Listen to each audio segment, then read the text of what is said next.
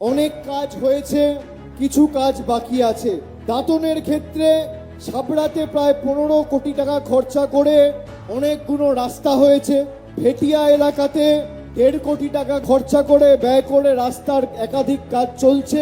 সিজুয়া এলাকাতে 10 কোটি টাকা খরচা করে রাস্তা নির্মাণের কাজ করা হয়েছে।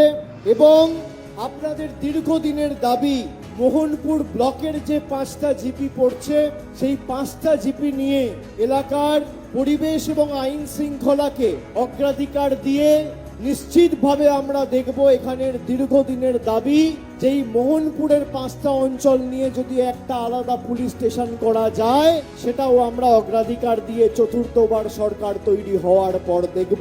এর সাথে মোহনপুর এবং দাঁতন 2 নম্বর ব্লক অনেক পান চাষিরা আছে, পানের সাথে কাজের সাথে যুক্ত। যদি একটা পান সংরক্ষণ কেন্দ্র করা যায় মোহনপুর বা দাঁতন 2 নম্বর ব্লকে, সেটাও আমি আপনাদের কথা দিয়ে যাচ্ছি, যাতে পান চাষিরা উপকৃত হয়।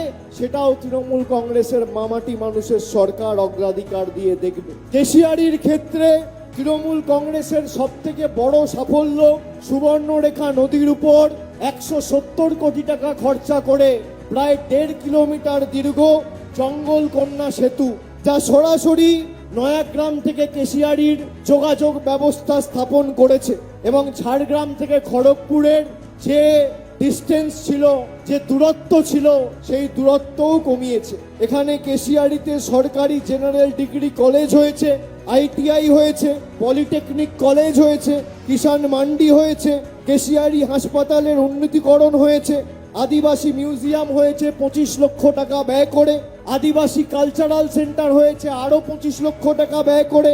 কেশিয়ারিতে 13টি এবং দাঁতনে 12টি চাহের থান ইতিমধ্যেই করা হয়েছে।